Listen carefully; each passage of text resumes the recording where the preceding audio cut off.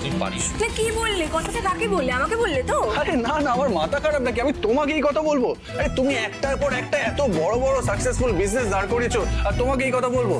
আচ্ছা শোনো না, তোমার এই নতুন বিজনেসটা আছে না, কিসের বিজনেস জানো?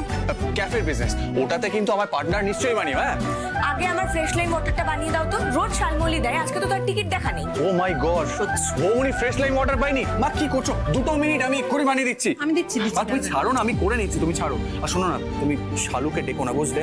ও সারা রাত কাজ করেছে অফিসে, ওর বসেরা পুরোপুরি ওর ওপর ডিপেন্ডেন্ট। একটু ঘুমুক সকালবেলায়। বৌমনি কোথায় গেলে?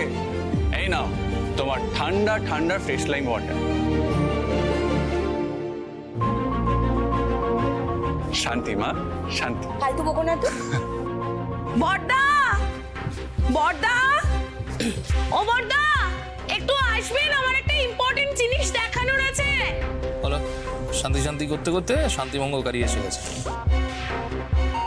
বড়দা,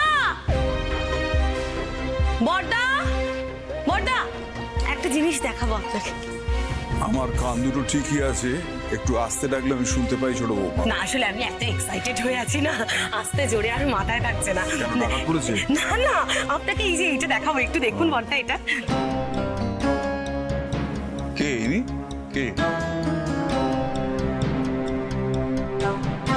এই যে এটা এটা আমার বান্ধবীর মেয়ে, ও কিন্তু গ্র্যাজুয়েট। আমাদের রেহানের সঙ্গে ভালো মানাবে না?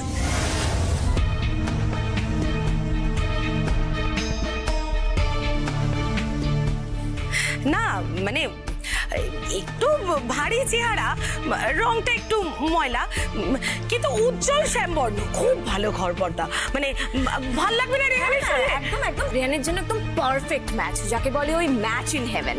তাহলে তো ডাকতেই হয়। মেজো বৌমা একটু এদিকে এসো তো। হ্যাঁ বর্দা, রেহানের শুভনুধ্যায়ীরা রেহানের জন্য পাত্রী খুঁজেছে, দেখো তো কেমন। এই যে ভালো না, দেখো।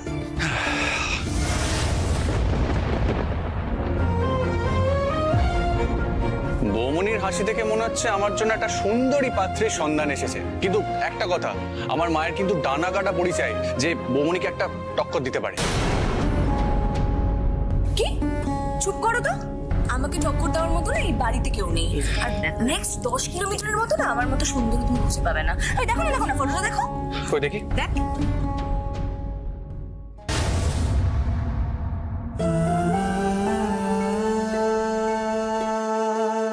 বাহ, ভারী মিষ্টি দেখতে পাত্রীকে। উনিও চশমা পরেন, ভালো তো। উনিও চশমা পরেন, আমিও চশমা পরি।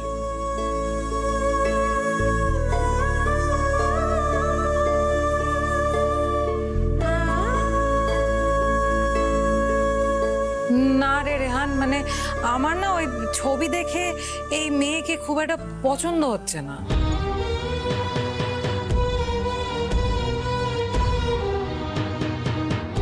কেন গো, কি বলছো? এই দেখো না, ছোটদাভার তো রীতিমতো পছন্দ হয়ে গিয়েছে। ও ফোন থেকে মুখ সরাতেই পারছে না। আমার কিন্তু ছোটদাভাইয়ের এই কোয়ালিটিটা খুব ভালো লাগে। ও বুঝতে পারে, মানে নিজের লিমিটেশনসও জানে, নিজের স্টেটাসও বোঝে, এবং ও সবার আগে হাড়ে হাড়ে বুঝে গেছে যে এই মেয়ের থেকে বেটার মেয়েও বিয়ের জন্য পাবে না। ভেরি গুড রে, ভেরি গুড। না না সৌম্য, আমি কিন্তু তোর সাথে এই বিষয়ে একেবারেই একমত হতে পারছি না। দেখ, লম্বা, বেটে, ফর্সা, কালো, আমি কিন্তু এই বিষয়ে একদমই কথা বলছি না। আমি কোনো রকম বডি শেমিং ছাড়াই কিন্তু বলছি, মেয়েটা নিজের মতো করে বেশ সুন্দরী, তাই না বলো?